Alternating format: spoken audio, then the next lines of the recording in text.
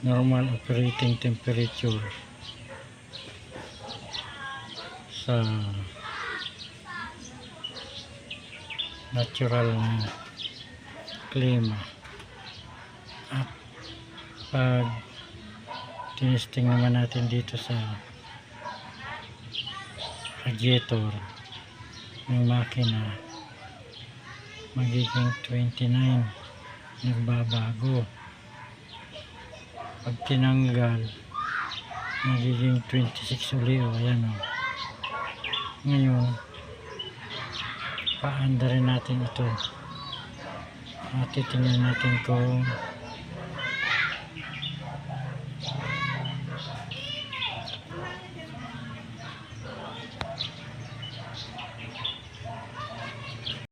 yan ang normal niya.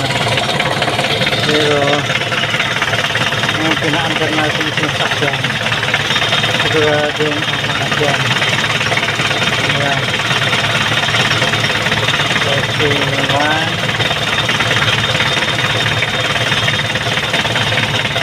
2,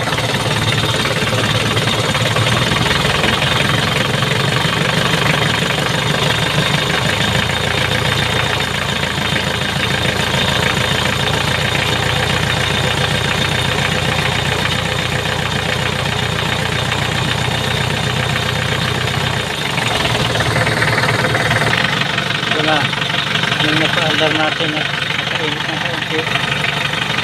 Ayan na, 40 na yung temperature.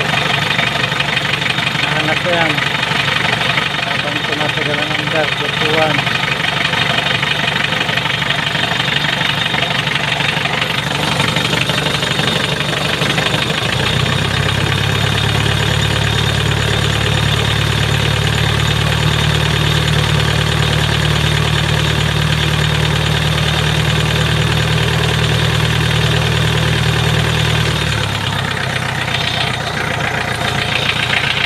Natin kung umangat pa siya.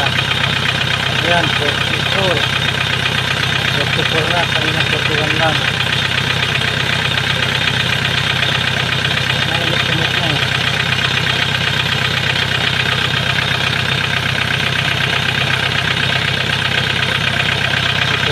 Na. Ayan, 45.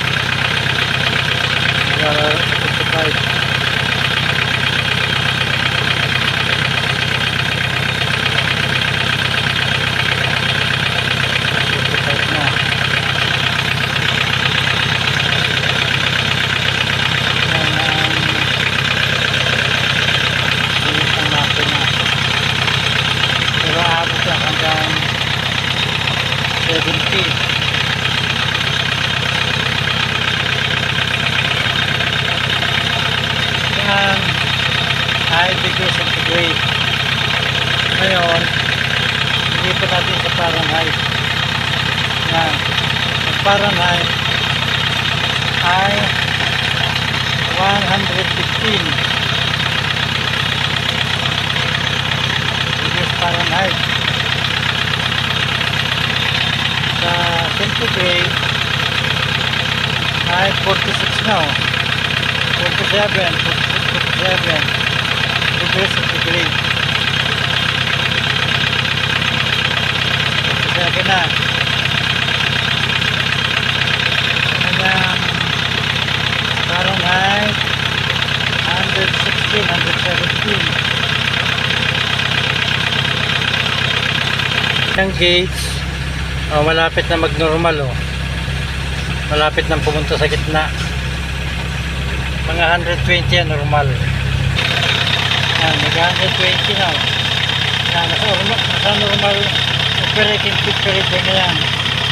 Nasa 120 degrees Fahrenheit. Ngayon, ilagay natin sa centigrade. Nasa 49, 50. Pag nag-50, nasa normal operating temperature na makina.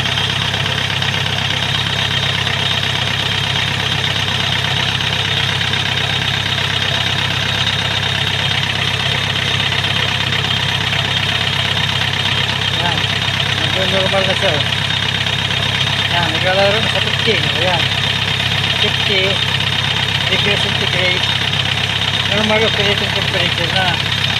Ilalagay natin sa degrees centigrade, up Fahrenheit, degrees Fahrenheit, 122. Yan ang normal na operating temperature.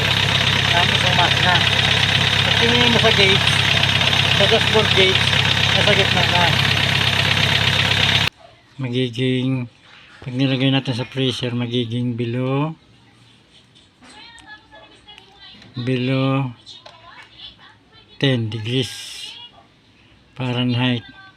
Pag nilagay natin sa centigrade, magiging 11 centigrade. Yan ang kanyang lamig sa freezer.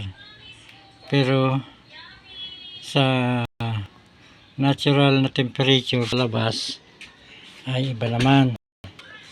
Iba naman yan pag sa labas. O ayan, magiging 26 o 27,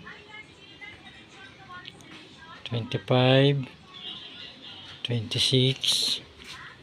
27 hanggang 27 o 26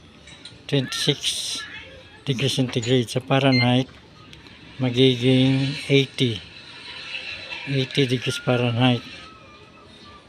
Yan yung magiging reading sa normal atmosphere. Sa Fahrenheit yan, dito sa centigrade 26, 27.